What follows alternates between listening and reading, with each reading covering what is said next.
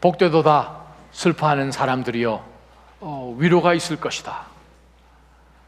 참 이해하기 어렵죠. 웃으면 복이 와요. 그게 우리가 아는 거잖아요. 눈물을 흘리지 않는 사람이 복 있는 사람이지, 징징 짜는 사람이 어떻게 복이 있단 말입니까? 네.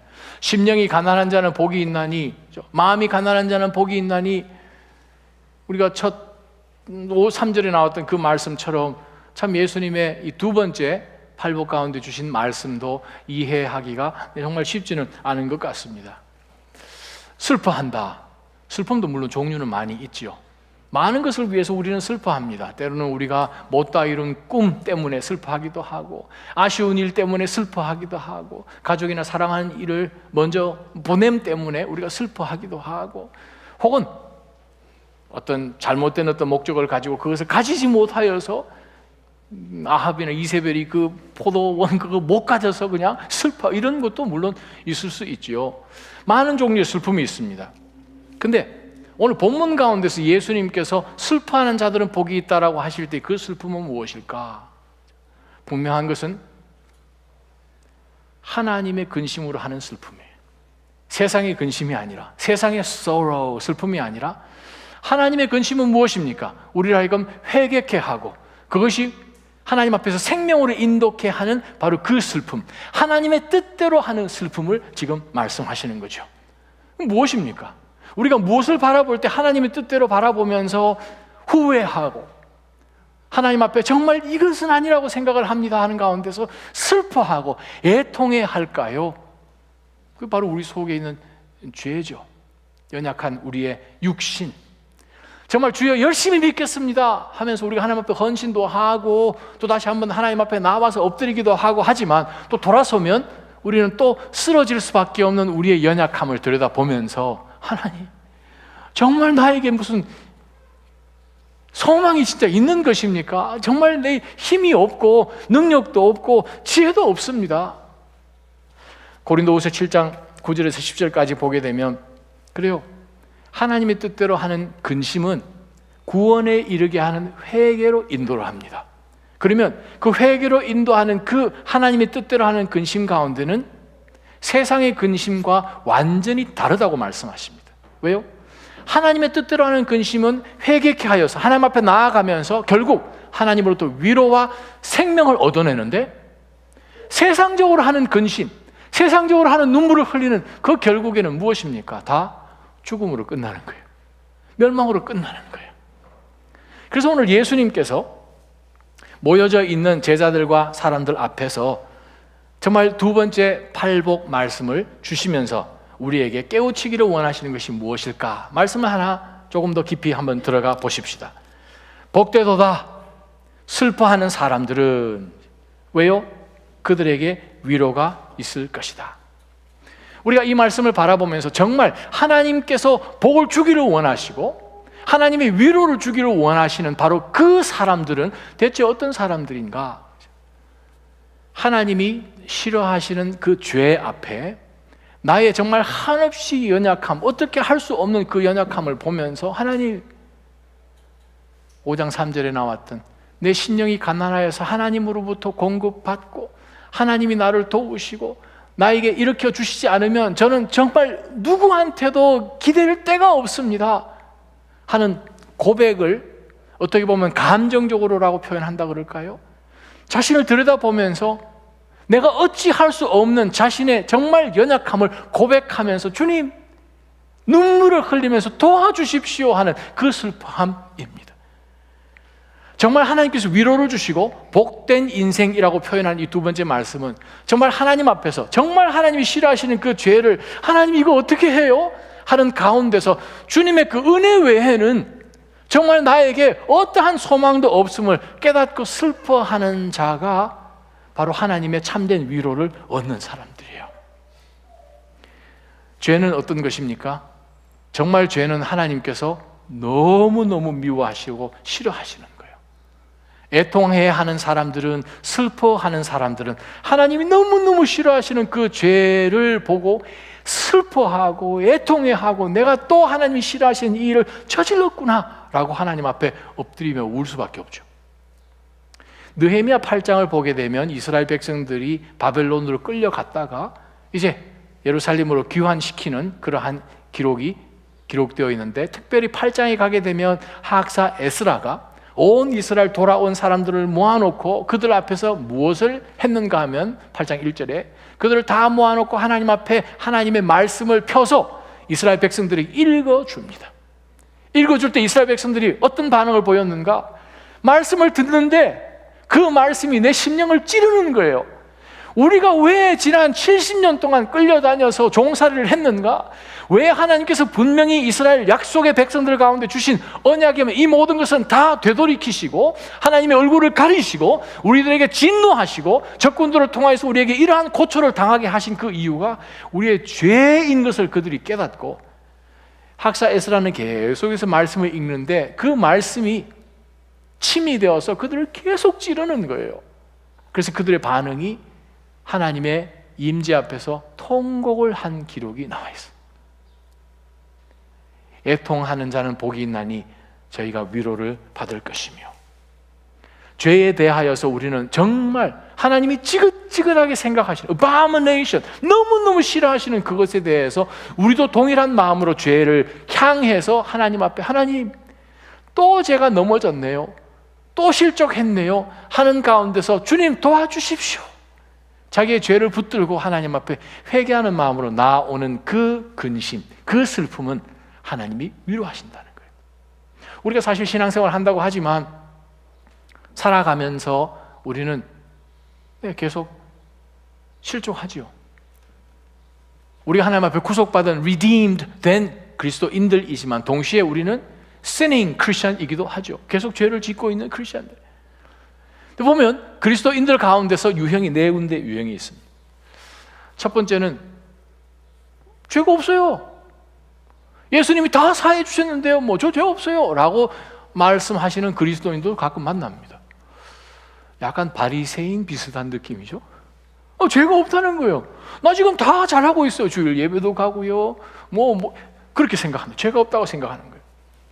두 번째 그룹은 어떤 그룹인가 하면 자신에게 죄가 있다는 것을 인정은 하는데, 저 안 도와주셔도 괜찮습니다, 저는 마음만 먹으면, 결심만 하면 이거 그만 건절할 수 있습니다 라고 생각을 하면서 자기 보고 터치하지 말라고 이야기하는 유형도 있어요. 또 어떤 유형이 있는가? 가룟 유다 같은 그런 유형이 있어요. 죄책감에 막 시달려서 이것을 어떻게 해결하지는 못하고 들은 것은 있어서 이것을 넘어가기는 해야 되는데 스트러글링 하다가 그냥 극단적인 생각을 해버리는 경우도 있어요. 네 번째 유형이 사실 우리가 닮아가야 하는 유형입니다. 그 유형은 어떤 유형인가? 딱 들여다보니까 답이 안 나와요. 내가 할 수 있는 힘이 zero. 이 상황 가운데서 내가 정말 하나님이 너무너무 싫어하시는 이 죄를, 인간의 육이 아직 살아있다 보니 그 상황 가운데서 그냥 정신이 그냥 팔려버렸어요. 완전히 이상한 짓을 해버린 거예요.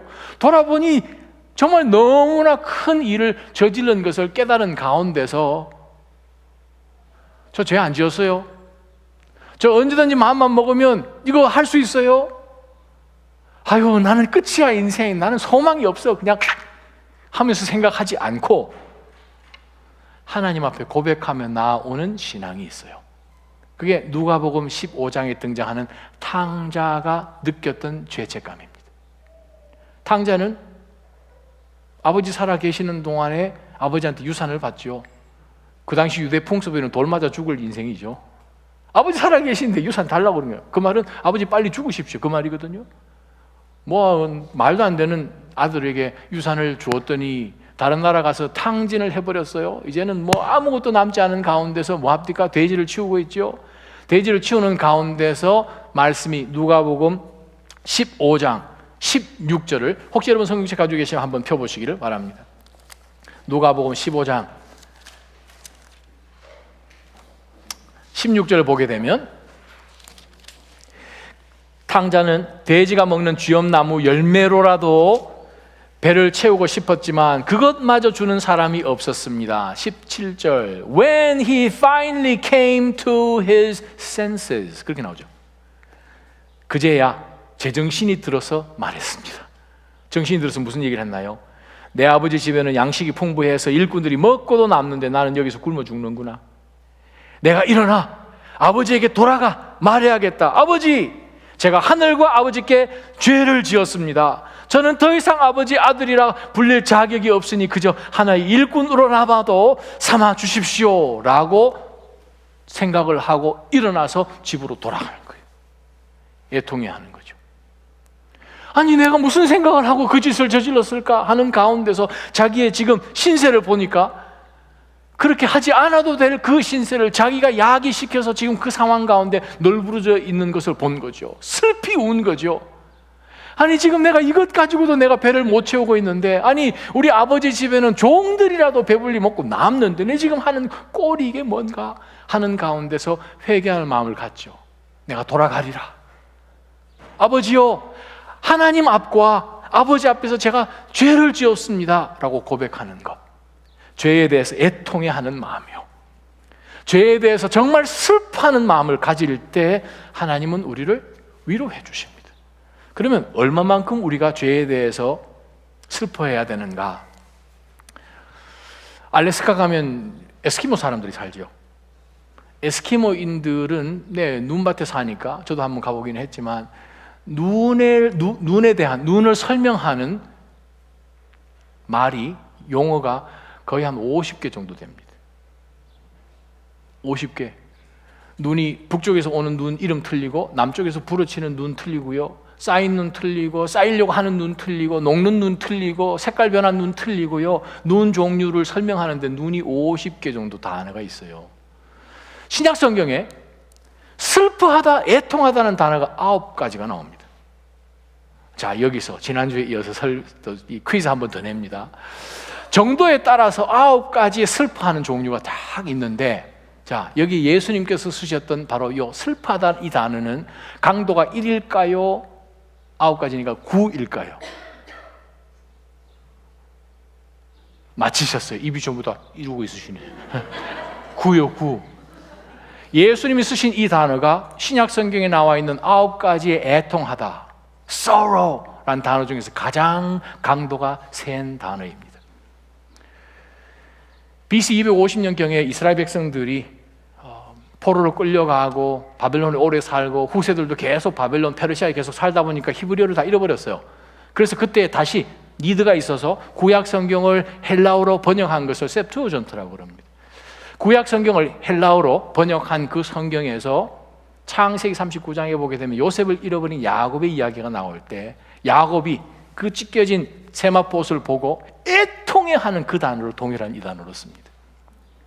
이거는 그냥 겉으로 드러나는 정도의 슬픔으로 애통하며 가슴을 쥐어뜯는 정도가 아니라 속이 다 무너져 버릴 것을 설명할 때 사용하는 단어를 예수님께서 쓰셨어요. 무엇에 대해서? 죄에 대해서. 우리는 죄를 어떻게 생각을 해야 되는가 하면 그럴 수도 있지가 아니라 이거 하나님이 너무너무 미워하시는 거야, 가장 싫어하시는 거야. 내 속에서 내가 하나님 앞에 온전하게 서지 못함으로 인하여서 정말 내가 하나님 앞에 실수한 이 죄를 들여다보면서 내 자신이 그냥 무너져 내리는 그 정도로 하나님 앞에 애통해 할 때 하나님이 위로를 주신다는 거예요. 성경 한번 보겠습니다. 시편 32편에 보게 되면 다윗이 고백합니다. 하나님, 내가 하나님 앞에 죄를 지었는데 죄 지은 이것을 생각하니 내 뼈가 다 녹아버렸습니다. 주의 손이 나를 짓누르시는데 한여름 떼약볕에 있던 것처럼 내 원기를 다 하나님께서 쥐어 짜버리셨습니다 라고 다윗이 고백합니다. 무엇에 대해서? 자신이 하나님 앞에 범죄한 것을 생각해 보니. 야고보서 4장 9절에서 10절 말씀입니다. 슬퍼하십시오. 탄식하며 통곡하십시오. 여러분의 웃음을 탄식으로, 기쁨을 슬픔으로 바꾸십시오. 주 앞에서 겸손하십시오. 그러면 여러분을 높여 주실 것입니다. 자, 그 말씀 우리가 생각해 보면서 정말 내가 죄에 대해서 정말 애통해하고 지긋지긋해 하면서 하나님 앞에 슬퍼하며 정말 가슴을 찢고 하는 그러한 영적 민감성을 내가 가지고 있는가? 한번 던져볼 질문이 있어요. TV 보면 재미난 것, 책을 보면 재미난 것, 영화를 보면 재미난 그러한 것을 보면서 우리 웃을 수 있어요. 세상을 보면서 웃고, 어떤 사람이 정말 말도 안 되는 짓을 해서 내 그거 보면 모습이 우스꽝스러워서 웃을 수 있지요. 근데 정말 우리가 가져야 되는 영적인 성품은 무엇인가? 죄에 대해서 경기를 가져야 됩니다. 죄에 대해서 경기할 정도로 저희가 경계하지 않으면 우리는 어떻게 됩니까? 신앙이 점점 타협되겠죠. 여러분 기억하십니까? 창세기 19장에서 하나님이 소돔과 고모라를 멸망시키려고 오셨을 때에 아브라함의 조카 롯의 두 딸이 있었는데 두 딸의 남편들, 사위들이 있었어요. 하나님이 이 두 성들을 진멸하시려고자 한다라고 말씀을 했을 때에 그 두 사위들이 무엇으로 들었더라? 농담으로 여겼더라. 죄는요, 얼마나 무서운 것이고 죄가 얼마나 지긋지긋한 것인가 하면 하나님께서 이 땅 가운데 오셔서 십자가를 지셔야 할 정도로 죄가 지긋지긋한 거예요. 이것을 우리가 생각을 하지 않고 죄, 그럴 수도 있겠지, may it never be. 절대 그렇게 해서는 안 되는 거예요. 애통해하는 정도가 어느 정도 애통해야 되는가? 정말 떼굴떼굴 구르면서 하나님, 제가 또 이 짓을 했네요, 또 실수를 하고 또 실족하고 또 그 마음을 품었네요 하는 가운데서 하나님 정말 어떻게 해요 하는 가운데 애통해할 때에 하나님께서는 그에게 위로를 주시는 거예요. 저는 교회 공동체 내에서도 그렇습니다. 내 죄뿐만 아니라 공동체에서 어떤 죄를 볼 때에 그것을 정말 물론 사랑으로 덮어주고 그것을 그 사람을 품어주고 다시 일으켜 세워줄 수 있다는 그것이 공동체 해야 되는 것이죠. 손가락이 다치든지 하면은 너 다쳤어? 오케이, 그러면 도마뱀 꼬리 자르기로 너는 끝났어 하면서 이게 손가락이 잘라지지 않잖아요. 덮어서 그것이 더 단단해지고 다시는 그 부분이 상처를 안 입고 뼈 같은 경우는 다시는 그 뼈가 그 부분에는 안 부러지도록 하는 것이 하나님이 만들어주시는 몸이거든요. 그러나 죄는 어떻게 해야 됩니까? 정말 하나님 앞에 철저하게 애통해하고 슬퍼하는 것이 있어야 하나님의 위로가 시작되고요, 하나님의 역사가 다시 반전을 일으킨다는 것이죠. 죄에 대해서 성경에 나타난 여러 사람들이 어느 정도까지 경기를 일으키면서 반응을 했는지 몇몇 말씀 보십시다. 욥기 42장 5절 6절을 보게 되면 욥이 하나님 보실 때 자기 그렇게까지 잘못 안 한 것 같고 자기가 하나님 앞에 던질 그러한 질문들도 받아들여질 만한 것처럼 생각을 해서 사실은 욥이 하나님 앞에 질문을 던졌어요. 그러다가 나중에 욥이 탕자처럼 정신을 차리고 난 다음에 뭐라고 고백합니까? 5절 6절을 보게 되면 내가 하나님 앞에 이제 말씀을 듣습니다. 이제는 뭐라고 합니까? 죄를 뒤집어 쓰고 하나님 앞에서 자신을 보니까 자신의 연약함이 하나님 앞에서 보니 이건 비교도 되지 않을 만큼 너무나 추한 모습을 보는 것이죠. 다윗이 밧세바와 간음하고 난 다음에 쓴 시편 51편 5절 말씀에 내가 죄 중에 잉태하였노라. 시편 32편에 내 죄가 하나님 앞에 놓여져 있습니다. 이사야가 우시아가 죽던 그 해에 하나님의 임재를 바라보면서 하나님의 그 영광이 그 하나님의 계시는 존존 가운데 가득 찬 것을 보면서 그가 고백한 것이 무엇입니까? 제일 먼저 고백한 것이 뭐예요? 이사야, 나 죽었다는 거죠. 나 끝났다. I'm doomed. 끝났다는 거예요. 왜요? 나는 죄 있는 백성들 가운데 거하는 사람이고 입술이 부정한 사람이고 나 거룩한 이 하나님을 볼 수 있을 수 없는 사람이 이것 봐, 나 죽었다라는 거죠. 이사야가 구약에서 가장 긴 성경을 썼던 이사야가 우리가 그것을 들여다보면서 다시 한번 죄에 대해서 어떻게 우리가 생각을 해야 되는가? 예수님을 베드로가 만났어요. 예수님 만나고 난 다음에 예수님 앞에서 베드로가 뭐로 고백하면서 나갑니까?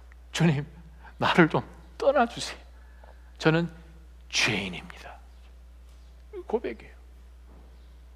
사랑하는 나자님 성도 여러분, 정말 우리 안에 선한 것이 정말 없습니다 고백하면서 정신 안 차리면 또 넘어지니 주님 도와주십시오, 주님 아니면 제가 동냥할 데가 없습니다 하는 가운데서 실명이 가난한 자는 복이 있나니 천국이 이미 저들의 것이고, 애통해 할 때에 하나님의 위로가 저들이 될 것을 소망하는 가운데서 죄에 대해서 정말 우리가 정말 경기를 일으키듯 영적으로 깨어 있기를 주님의 이름으로 축원합니다. 로마서 7장 18절이요. 바울이 고백합니다. 나는 내 안에 곧 내 육신 속에 선한 것이 거하지 않는 줄 압니다. 원함은 내게 있는데 선을 행하는 것은 없습니다. 이거 어떻게 하면 되겠습니까? 사도 바울이 그러고 있어요. 선교 여행 가는 한 가운데서 썼던 로마서에서 그 고백을 한 거예요. 무슨 바울이 잘못해서 어디 감옥에 쇠고랑을 차서 지금 그것이 아니라, 그래요. 저와 여러분이 신앙생활에 나가는 가운데서 우리가 점점 더 하나님 앞에 나아갈수록 저희가 더 느끼는 것이 무엇입니까? 이야, 앤디죠, 이 정의는 갔다 갔어. 누가 그러잖아요. 어떤 분, 목사님 정말 어떻게 일주일 어떻게 사십니까? 저희 아내한테 물어보세요. 저희 아내한테 물어보세요. 그러잖아요. 우리가 가끔 동창들 만나지 그러면 야 네가 데리고 한번 살아봐라 그런 얘기 많이 하잖아요. 웃으신다는 것은 동의한다는 뜻으로 바뀌었습니다. 그건 뭐예요? 우리 속 들여다보면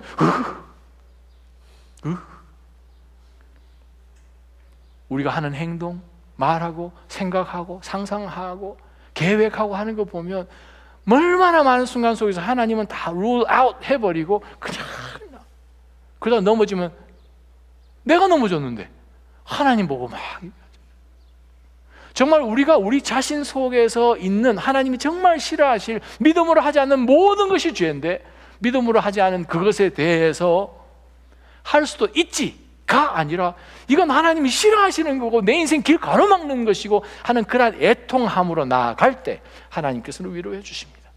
죄를 보시고 웃지 마시고, 죄를 보시고 슬퍼하며 애통해 할 때 정말 하나님의 위로가 여러분 가운데 더 넘치기를 축원합니다. 우리가 살면서 얼마나 주님 닮지 못하는 거 우리가 봅니까? 주님 더 닮아야 되는데, 어제보다는 훨씬 더 하나님 앞에 더 가까이 가 있어야 되는데 우리는 자꾸 곁길로 가는 우리 자신을 발견하잖아요. 두 번째 말씀입니다. 두 번째 우리가 본문 말씀을 통해서 배우는 영적 교훈이 또 있죠. 그건 무엇입니까? 하나님만이 이 죄 문제를 해결해 주시고 위로를 주시는 분이다라는 그것을 깨닫는 거예요. 애통하는 것으로 그냥 끝나는 것이 아니죠. 그냥 한번 슬퍼하는 것으로 그냥 끝나버리는 게 아니에요.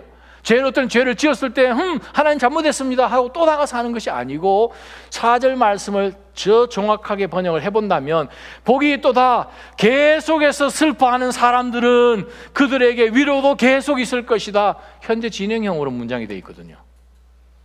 It's present progressive. 원어가 현재 진행형이에요.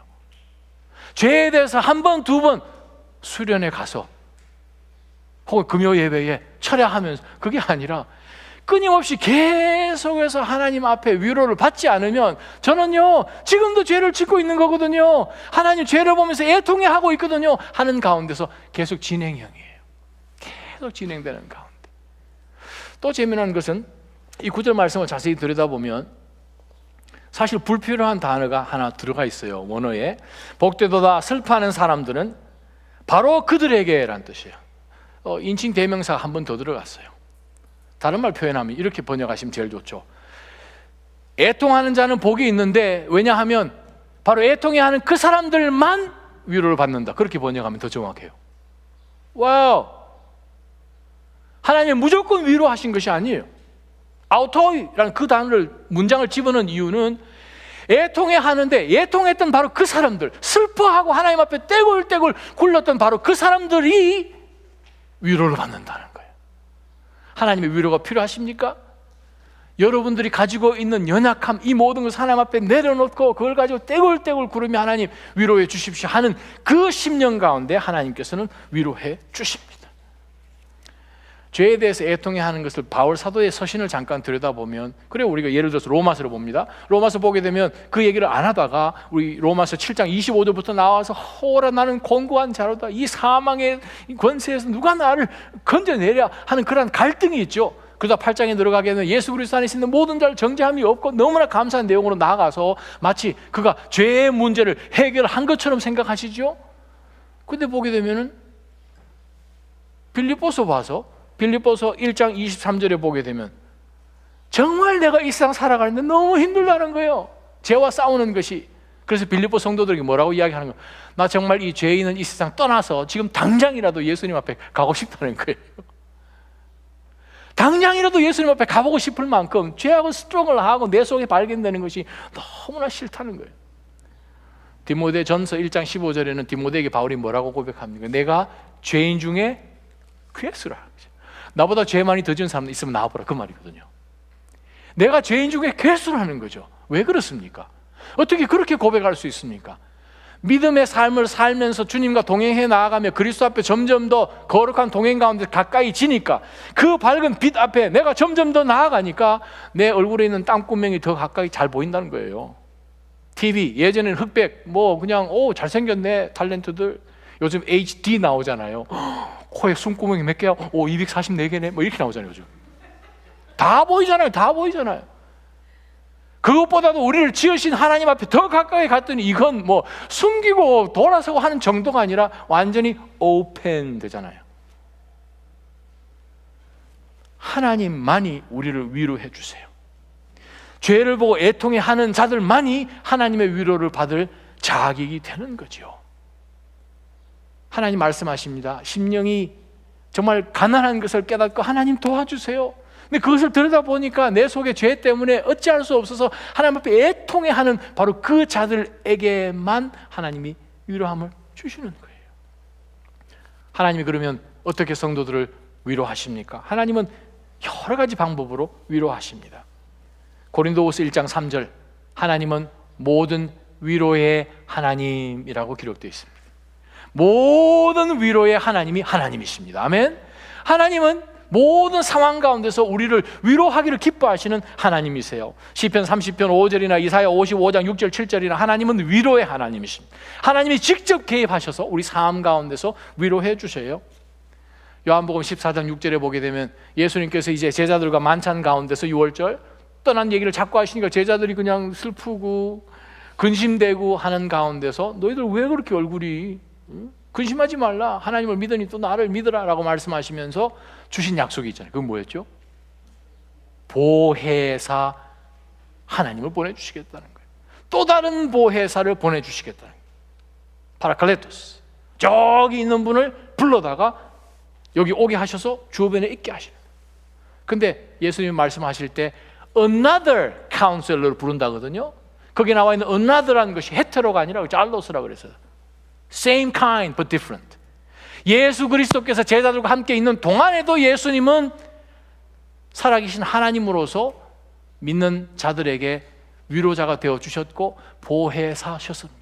그런데 예수님이 이제 떠나가심으로 인하여서 또 동일하지만 또 다른 보혜사 하나님을 보내주셔서 우리를 위로해 주세요. 저와 여러분 가운데 성령 하나님 계십니다. 위로해 주시는 하나님이 계십니다. 아멘. 성령을 통해서 위로하세요. 로마서 15장 4절을 보게 되면 하나님이 우리를 위로해 주시는데 또 다른 위로의 통로가 있습니다. 여러분 성경책 가지고 계시면 한번 눈으로 확인해 보십시다. 로마서 15장 4절 말씀입니다.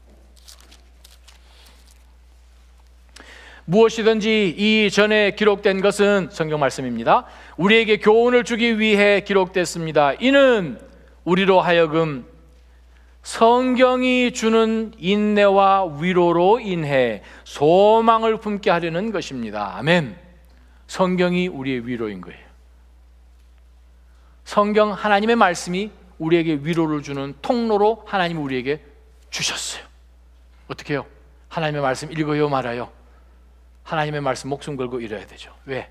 내가 만약에 그만큼 위로가 필요하고 내가 정말 이 자리에서 일어설 수 있는 유일한 것이 하나님으로부터 오는 위로라면 하나님의 말씀 우리가 묵상하지 않을 수가 없죠. 동일하게 하나님께서는 믿음의 성도들을 통해서도 우리를 위로해 주십니다. 고린도후서 1장 4절에 보게 되면 서로 위로하잖아요.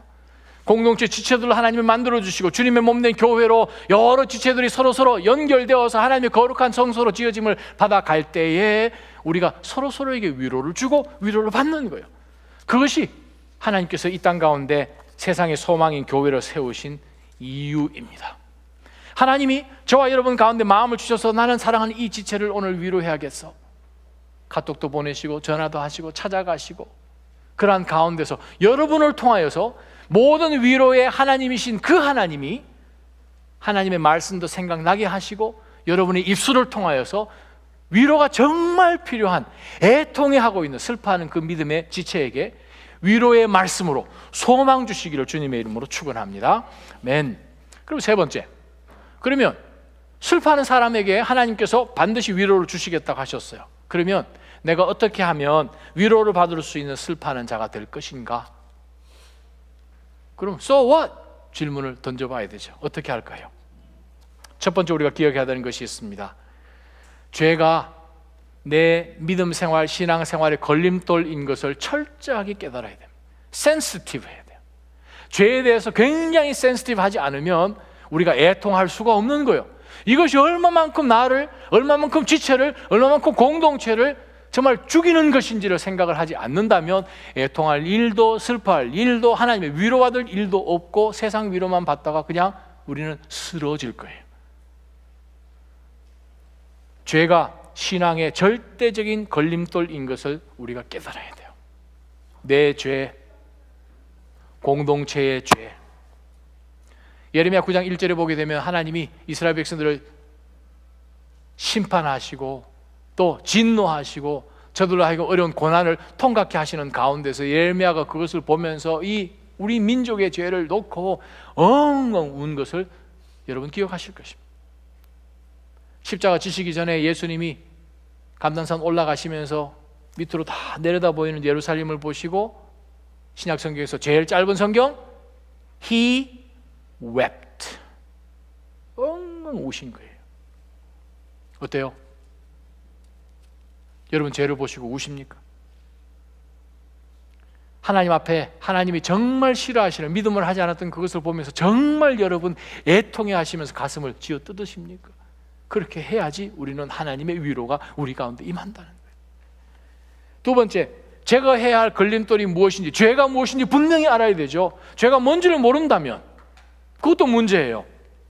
성경에 나타난 죄가 무엇인지 분명히 알아봐야 됩니다. 죄가 무엇입니까? 하나님의 말씀을 불순종하는 거죠. 순종하지 않은 거죠. 우리가 죄를 짓는다는 것은 하나님께서 예수 그리스도를 통해서 우리 가운데 주신 이 엄청난 역사들을 다 믿지 않고 동의하지 않고 하나님이 우리 가운데 의의 옷을 입혀 주셨는데 죄를 다시 짓는다는 것은 무엇입니까? 사단이 우리 속에 있는 섹슈얼 혹은 센슈얼한 그런 디자이어를 통하여서 sinful 디자이어를 통하여서 우리로 하여금 육의 일들을 하게 합니다. 그 말은 예수 그리스도께서 새하얀 세마포 옷을 우리에게 입혀 주셨는데 우리가 범죄함으로 인하여서 이 주님이 입혀 주신 의의 옷은 벗겨버리고 누더기 옷을 다시 걸쳐 입는 것과 똑같은 거예요. 그것이 죄 짓는 거예요. 어떻게 해요? 무엇이 죄인지를 하나님의 말씀을 통해서 정말 분명히 들여다볼 필요가 있죠. 때로는 우리가 신앙생활을 하면서 믿음으로 하지 않는데 그것을 자랑하는 경우도 있어요. 큰일 나죠. 죄에 대해서 사단이 공격하는 것에 대해서 자랑하면서 나 이 정도는 그냥 이 정도는 괜찮아. 난 마음만 먹으면 언제든지 그렇게 하는 가운데서 우리가 발목 잡히는 거죠. 예수님께서 누가복음 6장 25절에 지금 웃는 자들에게는 화가 있을지언정이라고 말씀하십니다. 그들이 왜 웃겠습니까? 웃는 대상, 이 세상은 하나님의 진노의 대상이 되어서 하나님의 심판으로 다 멸망하는 그것을 바라보고 우리가 웃는다는 것은 이건 뭔가 안 맞는 거죠. 죄에 대해서 정말 우리가 철저하게 생각을 하고 하나님 앞에 정말 엎드리지 않으면 정말 우리는 내 마음이 가난하다고 생각 절대 안 할걸요.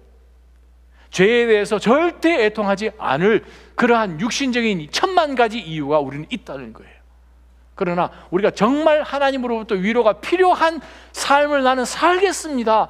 그래서 나는 하나님 앞에 복된 인생으로 살겠습니다 라는 그 말씀대로 우리가 만약에 결단한다면 그래요.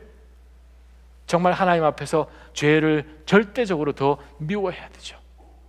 어떤 사람들은 죄로 인하여서 생각합니다. 내가 이 정도 죄를 지었으니 하나님은 안 받아주실 거야. 완전히 절망하면서 가룟유다처럼 생각할 수 있죠. 만약에 탕자가 아버지께로 돌아와야 되는데 내가 아버지 유산 반 받아서, 근데 사실 아버지가 다른 데 꽁쳐놓은 돈이 있는지도 모르잖아요. 자기는 무조건 일단 자기 생각할 때 반을 다 썼으니까 라고 생각을 하고, 아버지 돌아가면 아버지 내 보는 순간에 나를 그냥 죽일 거야 라고 생각하면서 지레 겁을 먹고 안 돌아간다면 어디서부터 위로가 오겠습니까? 근데 사실 탕자에게 유일한 위로는 아버지께 받는 위로거든요. 다른 사람이 억만금을 준다고 해서 위로가 되지도 않거든요. 아버지가 용서해 줘야 되는 거거든요. 사단이 어떻게 해도 우리로 하여금 회개치 않도록 우리 마음을 꼭 붙들려 두는 그것, 정말 우리는 철저하게 깨달아야 됩니다.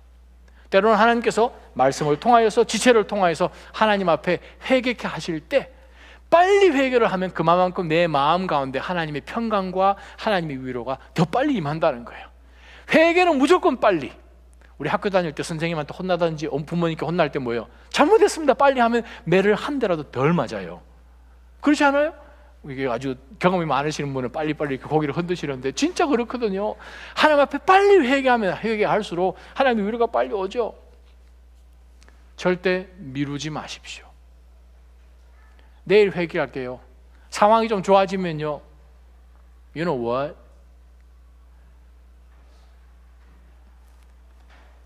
야고보서 1장 14절을 보게 되면 그 말을 하기도 조금 어려워요. 제가 내일 할게요 라고 할 수 있는 사람에게 내일이 안 올 수가 있거든요.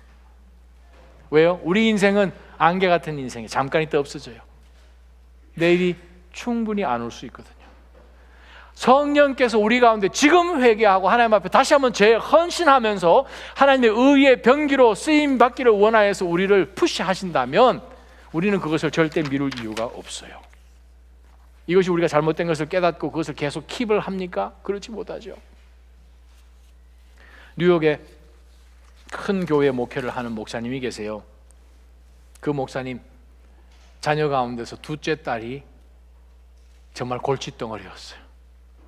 messed up. 가출하는 것은 말도 못하고 마약에 그냥 여기 가서 자고 저기 가서 자고 그냥 그냥 눈이 이렇게 풀려. 하여간 찾을 수가 없는 거예요. 도망가 버리니까. 어떻게 해요? 그 목사님이 고백을 하는데 정말 이 아이 언제 돌아올지 양치질을 하다가 그 싱크대 앞에서 꿇어앉아서 엉엉 우셨대요. 그런 가운데 그 딸이 한 번 돌아왔는데 그 딸을 붙들고 목사님 또 사모님이 권면하는데 그 딸이 마음 가운데 생각하는 게, 내가 이렇게까지 잘못하고 이렇게까지 정말 하나님의 뭐고 다 망친 인생을 사는데 무슨 회개가 있고 무슨 하나님으로부터 용서와 위로가 있겠냐고 했을 때 그 목사님이 그 딸을 붙들고 시킨 말이 있습니다. God does not love me because I am good. He loves me because I am precious. And I am precious because Christ died for me. 그 말을 따라하라고 시킨 거예요. 그 딸에게. 내가 이렇게까지 저질렀는데 하나님이 정말 용서해 주실까? 그 하나님 용서 믿을 수 있을까? 할 때 그 목사님이 따라해보고 따라하라고 했습니다. 하나님이 나를 사랑하시는 것은 내가 선해서가 아니라 내가 소중하기 때문에 하나님 나를 사랑하셔. 내가 소중한 이유는 그리스도께서 나를 대신해서 죽으셨기 때문에 내가 소중한 거야. 식사하면서 그 따라해보고 그것을 리피트하게 한 거예요. 리피트하게 한 거예요. 그랬더니 어떻게 해요? 발이 변했어요. 완전히 돌아왔어요. 지금요 목사님 사모님 되셨어요. 지금요 엄청 사역 많이 하고 계십니다. 할렐루야, 할렐루야. 정말 하나님 앞에 우리가 고백할 것이 있습니다. 하나님, 제가 할 수 있는 이것이 여기까지인데 더 이상 제가 할 수가 없어요. 어떻게 해요? 으앙 울어버리는 거죠. 그럴 때 하나님 앞에 나의 리밋을 포기하고 고백할 때 하나님은 개입에 들어오시고 우리에게 위로를 해 주십니다. 십자가 보십시오. 십자가를 보셔야 돼요. 정말 십자가를 묵상하셔야 돼요. 저 위에서 무슨 일이 일어났는지를 기억해야 되는 거죠. 하나님께서 우리를 용서하시고 다시 한번 더 우리를 보듬으시고 위로하실 수밖에 없으면 하나밖에 없는 독생자 예수 그리스도를 우리 죄를 위해서 단번에 주셔서, 찔끔찔끔 주시지 않고 단번에 주셔서 단번에 죽이시고 사흘 만에 단번에 일으키셨어요. 그만큼 여러분들은 하나님 앞에서 프레셔스합니다. 그것을 사탄이 눈꼴시로서 못 보는 거죠. 다시 옛 그것으로 돌아가게 한다는 거죠. 죄 앞에, 하나님 앞에 정말 십자가 위에서 일어난 그 일을 기억하면서 애통해 할 때에 하나님의 위로가 있습니다. 여러분이 잘 부르시는 찬양 한번, 가사를 한번 봤으면 좋겠는데, 내 평생에 가는 길 순탄하여 찬양이 있죠. 그 3절 한번 보세요.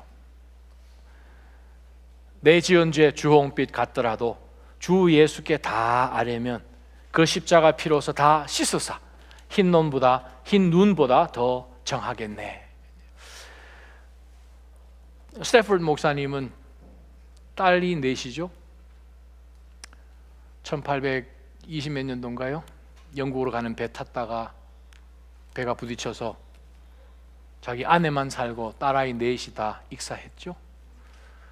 그 다음 배편을 끊고 그 지역을 지나면서 지은 찬송시가 이 시입니다.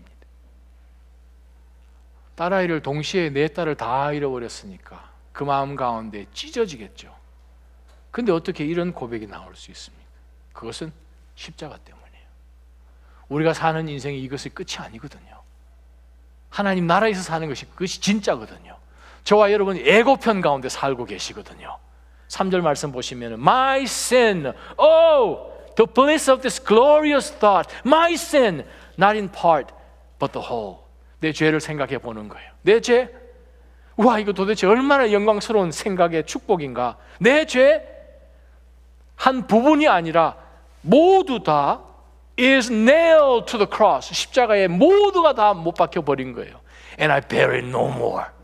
우리가 더 이상 내 죄를 조금이라도 지고 갈 이유가 없음은 예수 그리스도께서 나의 모든 죄, whole being 못 박으신 거죠. Praise the Lord, praise the Lord, oh my soul. 그래서 찬양의 후렴 가사가 내 영혼 평안해요. 왜? 십자가에 매달려 버렸어. 나의 모든 죄가 not in part but the whole. 우리가 한번 3절 내 지은 죄 주홍빛 같더라도 찬양하면서 또 영어 찬양도 한번 해보십시다.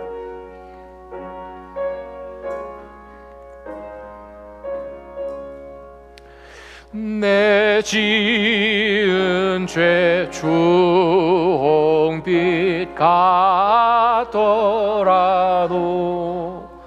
주 예수께 달래면 그 십자가 피로서 다시 쓰사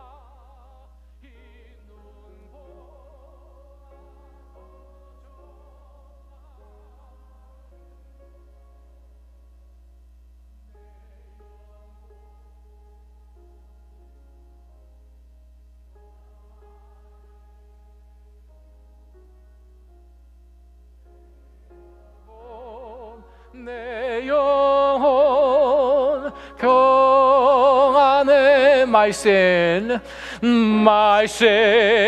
oh the bliss of this glorious thought. My sin, not in part, but the whole is nailed to the cross, and I bear it no more. Praise the Lord, praise the Lord, oh my soul, it is well with my soul. It is well, it is well with my soul. 살아계신 하나님, 다시 한번 저희가 십자가 앞에 서며 십자가를 바라보며 내 죄, 작은 한 부분이 아니라 나의 모든 죄를 십자가에서 도말하신 것을 다시 한번 기억할 때, 하나님이여, 주님께서 매달리셔서 죽으실 만큼 그 죄가 무겁고 추악하고 끔찍한 것이라면 주님 앞에 믿음으로 행하지 않았던 그 모든 것들을 들여다보면서 우리도 동일하게 하나님 끔찍하게 생각하며 내 자신을 하나님이여 정말 십자가 앞에 엎드리기 위해서 사로잡히기 위해서 쳐서 복종시키는 것이 주님 앞에 서는 그 날까지 계속해서 현재 진행형으로 이어지게 하여 주옵소서. 그러할 때 주님의 위로도 계속해서 저희 삶 가운데 그대로 일어날 줄 믿사오니 주님, 저희 삶 가운데 하나님의 위로가 필요합니다. 위로하여 주시고 저희들의 눈물을 닦아주시고 다시 한번 주여 주의 은혜와 능력으로 저희에게 힘있게 하셔서 일으켜 세워 주시옵소서. 예수님의 이름으로 감사하며 기도하옵나이다. 아멘. 다 함께 일어나셔서